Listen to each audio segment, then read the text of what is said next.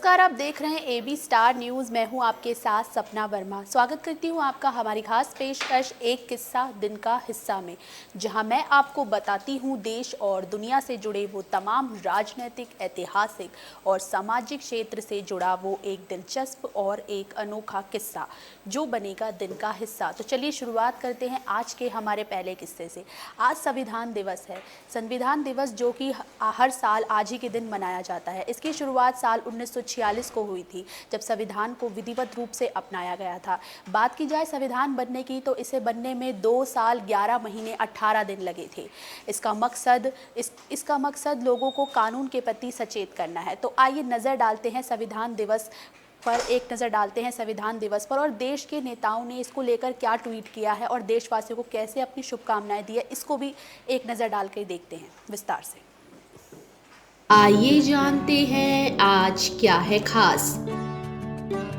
खंगालते हैं इतिहास के पन्ने। आज है संविधान दिवस, जो हर साल 26 नवंबर को मनाया जाता है। इस मौके पर प्रधानमंत्री मोदी समेत देश के तमाम नेताओं ने ट्वीट कर देशवासियों को संविधान दिवस की शुभकामनाएं दी हैं। दरअसल यही वह दिन है जब देश की संविधान सभा ने मौजूदा संविधान को विधिवत रूप से अपनाया था। यह संविधान ही है जो हमें एक आजाद देश का आजाद नागरिक की भावना का एहसास दिलाता है। जहां संविधान के दिए मौलिक अधिकार हमारी ढाल बनकर के हमें हमारा हक दिलाते हैं, तो वहीं इसमें दिए गए मौलिक कर्तव्यों में हमें हमारी जिम्मेदारियां भी याद दिलाता है। 26 नवंबर को राष्ट्रीय कानून दिवस के रूप में भी मनाया जाता है। भारतीय संविधान विश्व का सबसे लंबा लिखित संविधान है। इसके कई हिस्से United kingdom, America, Germany, Ireland, Australia और कनाडा, साथ ही जापान के संविधान से भी इसके हिस्से लिए गए हैं। इसमें देश के नागरिकों के मौलिक अधिकारों, कर्तव्यों, सरकार की भूमिका, प्रधानमंत्री, राष्ट्रपति, राज्यपाल और मुख्यमंत्री की शक्तियों का भी वर्णन किया जाता है।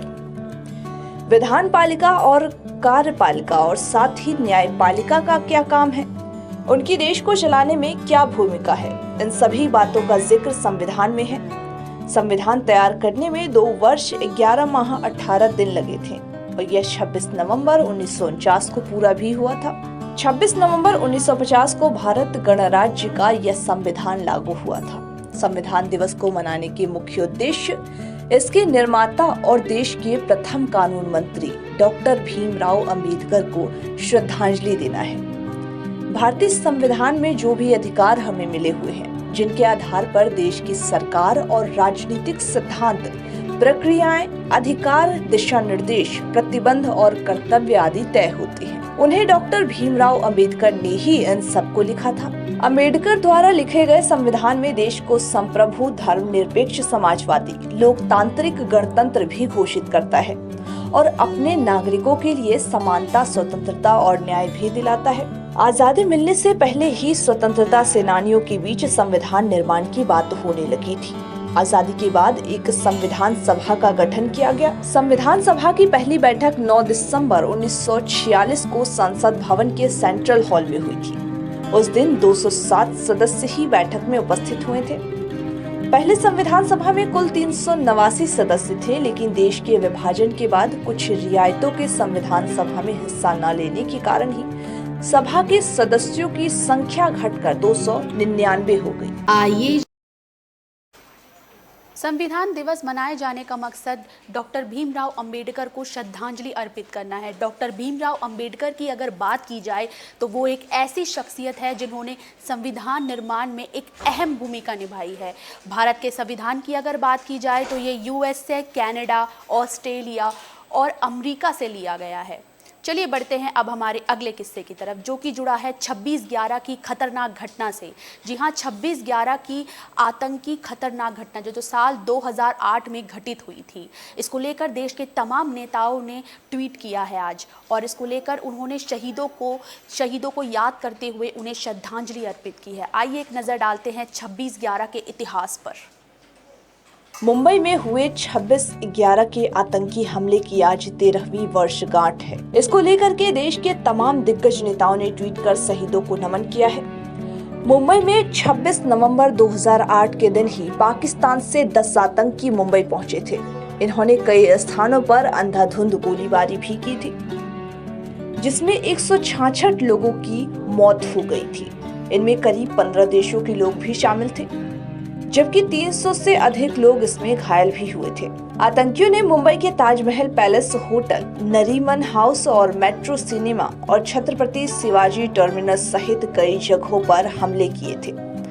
हमले से 3 दिन पहले यानी कि 23 नवंबर को कराची से ही समुद्री रास्ते से एक नाव के जरिए ये आतंकी मुंबई पहुंचे थे। जिस नाव से आतंकी आए थे वह भी भारतीय ही था और आतंकियों ने उस पर सवार 4 भारतीयों को मौत के घाट भी उतारा था और फिर उस पर कब्जा कर लिया था। रात के तकरीबन 8 बजे आतंकी कोलाबा के पास कफ परेड के मछली बाजार पर उतरे थे। यहाँ से वो 4 समूहों में बट गए और टैक्सी लेकर के अपनी अपनी मंजिलों की ओर बढ़ गए थे।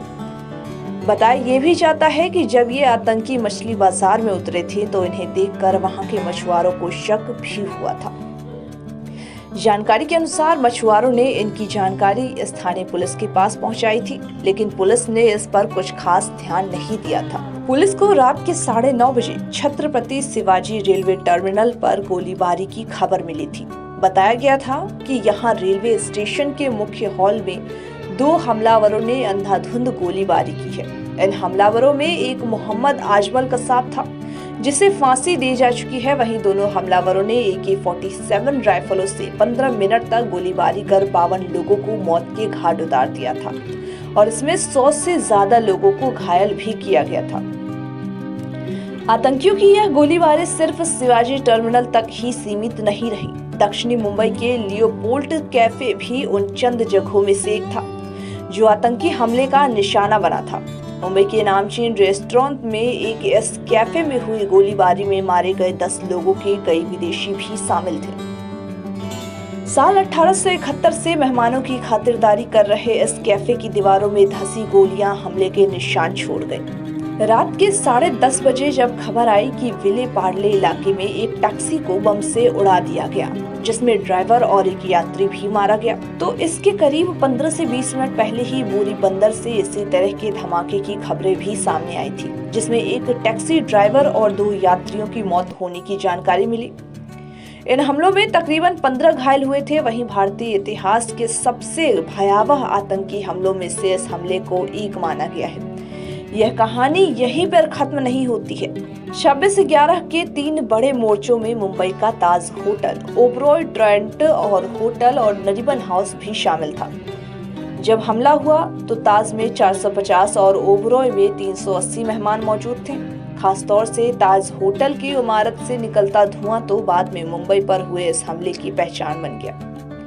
हमले की अगली सुबह यानी कि 27 नवंबर को खबर मिली कि ताज होटल के सभी बंधकों को छुड़ा लिया गया है, लेकिन बाद में खबर मिली कि कुछ लोग अभी भी आतंकियों के कब्जे में हैं, जिनमें कई विदेशी भी शामिल हैं। हमले के दौरान दोनों ही hotel rapid action force, marine commando और नेशनल सिक्योरिटी गार्ड कमांडो से घिरे हुए थे। मीडिया की लाइव कवरेज से आतंकवादियों को खासी मदद मिली, क्योंकि उन्हें सुरक्षा बलों की हर हरकत के बारे में टीवी पर पता चल रहा था। 29 नवंबर की सुबह तक 9 हमलावर आतंकियों का सफाया हो चुका था और अजमल कसाब के तौर पर एक हमलावर पुलिस की गिरफ्त में भी था। स्थिति पूरी तरह से नियंत्रण में आ चुकी थी, लेकिन 160 से भी ज्यादा लोगों की जानें जा चुकी थी। मुंबई में हुए 26/11 इस हमले ने बहुत लोगों की जान ले ली। इसमें मरने वालों की संख्या 166 थी। इसने एक बार फिर साबित कर दिया कि आतंकवाद का कोई धर्म नहीं होता, कोई जात नहीं होती। इसका मकसद सिर्फ और सिर्फ डर, भय और दहशत पैदा करना है। इस हमले में बहुत लोगों ने अपनी जान गंवाई, बहुत मासूमों ने अपने परिवारों को खोया। 26/11 की दर्दनाक यादें आज भी देशवासियों के मन में जीवित है। ऐसा विध्वंस मंजर जो रूह तक को कपा दे। चलिए बढ़ते हैं अब हमारे अगले किस्से की तरफ, जो कि जुड़ा है वर्गीज कुरियन के जीवन से। आज उनकी 100वीं जयंती है। आज ही के दिन साल 1921 में उनका जन्म हुआ था। वो श्वेत क्रांति के जनक कहे जाते हैं। ऑपरेशन फ्लड के वो संचालक कहे जाते हैं। चलिए नजर डालते हैं वर्गीज कुरियन के जीवन पर। आज वर्गीज कुरियन की 100वीं जयंती है। इस मौके पर मुख्यमंत्री शिवराज सिंह ने ट्वीट कर उन्हें नमन किया है। आज ही के दिन साल 1921 को श्वेत क्रांति के जनक वर्गीज कुरियन का जन्म हुआ था। उन्हें फादर ऑफ व्हाइट रेवोल्यूशन भी कहा जाता है। उन्होंने भारत को दूध की कमी से जूझने वाले देश से दुनिया का सर्वाधिक दूध उत्पादक देश बनाने वाले सहकारी दुग्ध उद्योग के मॉडल की आधारशिला भी रखी थी। उनके ऑपरेशन फ्लड ने भारत को दुग्ध उत्पादकों की सूची में सबसे आगे खड़ा कर दिया। अपने जीवन काल में 30 से अधिक उत्कृष्ट संस्थानों की स्थापना करने वाले डॉक्टर कुरियन को रेम्स मैग्सेस पद्मश्री, पद्म भूषण और पद्म भूषण जैसे पुरस्कारों से सम्मानित भी किया गया। डॉक्टर वर्गीस कुरियन वर्ष 1948 में अमेरिका से वापस भारत आकर के सरकार के डेयरी विभाग में शामिल हो गए। मई 1949 में उन्हें गुजरात के आनंद से सरकारी अनुसंधान क्रीमरी में डेयरी इंजीनियर के रूप में तैनात किया गया। इसी दौरान कैरा जिला सहकारी दुग्ध उत्पादक संघ लिमिटेड और निजी स्वामित्व वाले पॉल्स्टन डेयरी से मुकाबला करने के लिए संघर्षरत था। इस चुनौती से प्रेरित होकर के डॉक्टर कुरियन ने अपनी नौकरी भी छोड़ दी और दुग्ध प्रसंस्करण संयंत्र स्थापित करने में KDCMPUL के अध्यक्ष त्रिभुवन दास पटेल की सहायता के लिए आगे आए। इस तरह अमूल का जन्म हुआ। कुरियन का सपना देश को दुग्ध उत्पादन में आत्मनिर्भर करने के साथ साथ किसानों की दशा में भी सुधार लाना था। भैंस के दूध से पहली बार पाउडर बनाने का श्रेय भी कुरियन को ही जाता है। उन दिनों में दुनिया में गाय के दूध से दुग्ध पाउडर बनाया जाता था। अमूल की सफलता का एक महत्वपूर्ण कारण ये भी है क्योंकि इस तकनीक के कारण ही वो नेस्ले जैसे प्रतिद्वंदी का मुकाबला कर पाए। नेस्ले अभी तक गाय के दूध से पाउडर बनाता है क्योंकि यूरोप के गाय के दूध का पैदावार ज्यादा है। अमूल की सफलता से आश्वान्वित होकर के तत्कालीन प्रधानमंत्री लाल बहादुर शास्त्री ने अमूल मॉडल को देश के अन्य स्थानों पर फैलाने के लिए राष्ट्रीय दुग्ध विकास बोर्ड का गठन 1965 में किया और डॉक्टर कुरियन को बोर्ड का अध्यक्ष बनाया गया था। वहीं NDDB ने वर्ष 1970 में ऑपरेशन फ्लड की शुरुआत की थी, जिसने भारत दुनिया का सबसे बड़ा दुग्ध उत्पादक देश बना। कुरियन 1965 से 1998 तक रहे। 33 साल NDDB के अध्यक्ष भी कुरियन रहे थे। 60 के दशक में देश में दूध की खपत जहां लगभग 2 करोड़ टन की थी, तो वहीं 2011 में यह जाकर के 12.2 करोड़ टन तक पहुंच गई थी। तो दुग्ध उत्पादन में और अपने देश को, भारत देश को एक दुग्ध का बेहद ही अच्छा संचालन करने में कुरियन का विशेष महत्व था। आज दुग्ध उत्पादन के क्षेत्र में आज जो भारत आत्मनिर्भर हो सका है, उसका पूरा का पूरा श्रेय दिया जाता है श्वेत क्रांति के जनक वर्गीस कुरियन को। वर्गीस कुरियन, जिन्हें अनेक तरह के सम्मान से सम्मानित किया गया, उन्हें पद्मश्री, पद्म विभूषण जैसे सम्मान भी प्रदान किए गए। हमारी इस पेशकश में आज के लिए बस इतना ही। हम फिर मिलेंगे किसी नए किस्से के साथ। तब तक के लिए देखते रहिए एक किस्सा दिन का हिस्सा। शुक्रिया।